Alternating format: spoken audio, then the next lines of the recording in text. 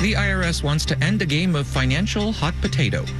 Marketplace Morning Report is supported by Schwab. Schwab offers investors choices like full-service wealth management, self-directed investing options, and trading on Think or Swim. More at schwab.com. And by C3 Generative AI. Verified, traceable answers, secure, hallucination-free, LLM-agnostic, IP liability-free. Learn more at c3.ai. For Marketplace, I'm Nova Safo in for David Brancaccio.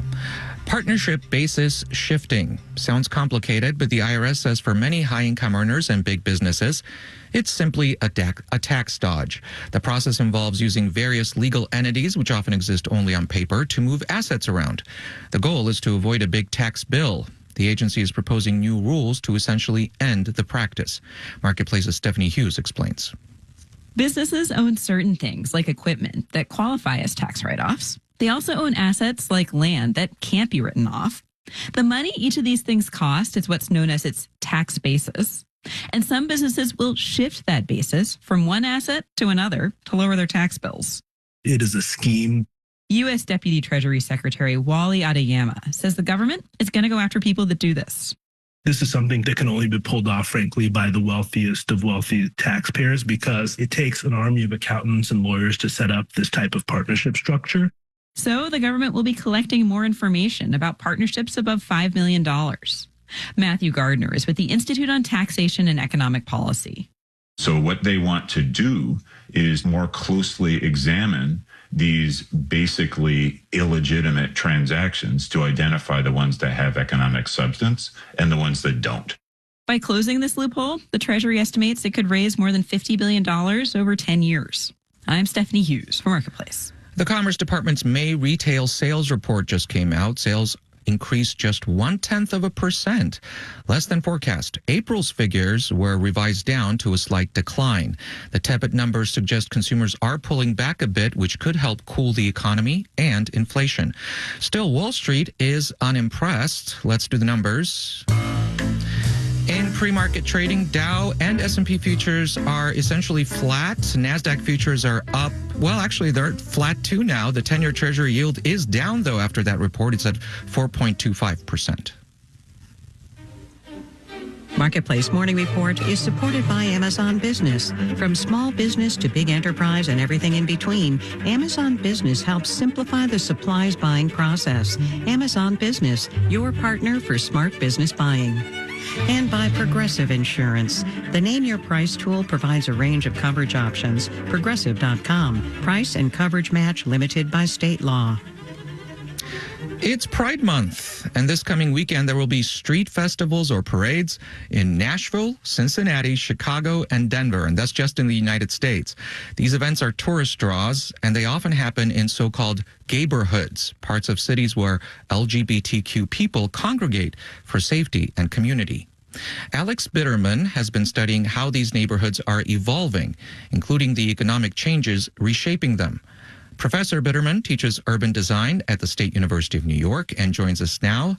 Thank you very much for being here. Thank you for having me. To start off, help us understand what gay neighborhoods are and their cultural significance, how they came to be. In the second half, really, of the 20th century, LGBTQ people flocked to post-industrial sort of forgotten spaces in large cities across America. And as industry sort of pulled out of these spaces, it left behind large residual buildings where gay residents typically set up shop. In most of the gayborhoods that sort of emerged after World War II, they sort of emerged in large cities, Boston, New York, DC, Los Angeles, San Francisco. So people from the center of the country sort of moved from rural areas or more rural states to these sort of central locations.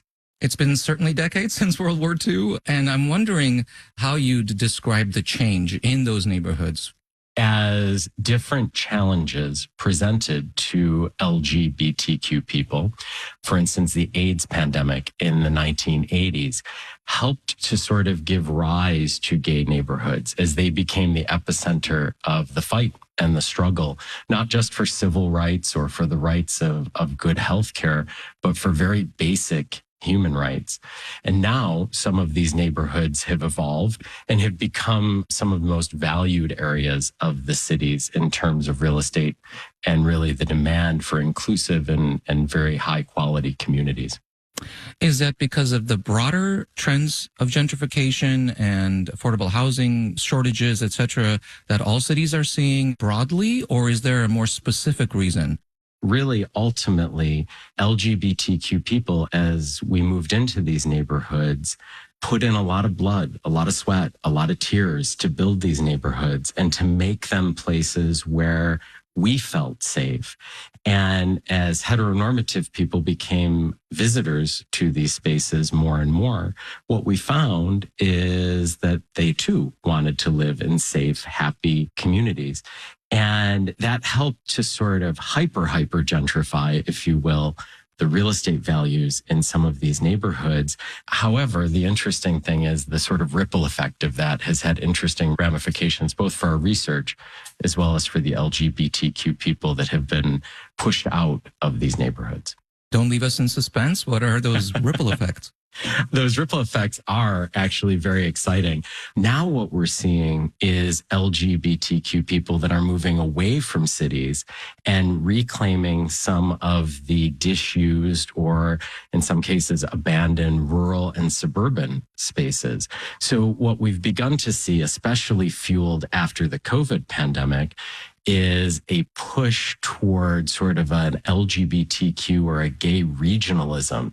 So instead of just being one neighborhood in a city, what we're seeing is small communities in suburban or rural areas just outside of cities that are helping to serve multiple metropolitan areas and help to link LGBTQ people across various regions together.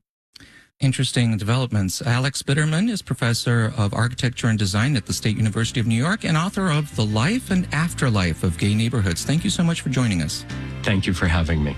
And a quick markets check. Bond yields are still falling as investors digest that May retail sales report, which could maybe encourage the Fed to begin interest rate cuts. I'm Nova Safa with the Marketplace Morning Report. From APM, American